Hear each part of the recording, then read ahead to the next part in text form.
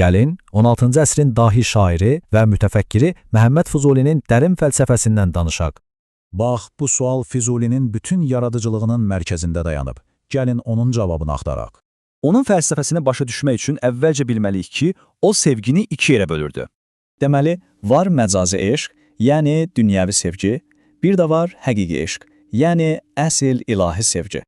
Bu ideyaların kökü İslamın mistik cəryanı olan sufizmə, yəni vəhdəti vücuda gedib çıxır.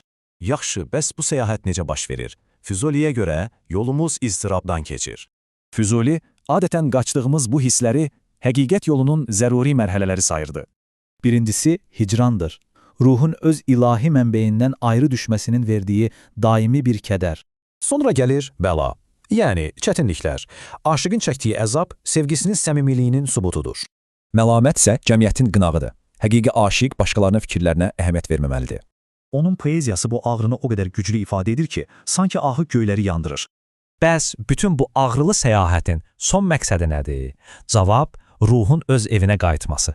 O deyirdi ki, bizim ruhumuz əslində maddi dünyaya həbs olunmuş ilahi bir parçadır. Eşq yolu əslində ruhun təmizlənib, öz əsl mənbəyinə, evinə dönməsi prosesidir.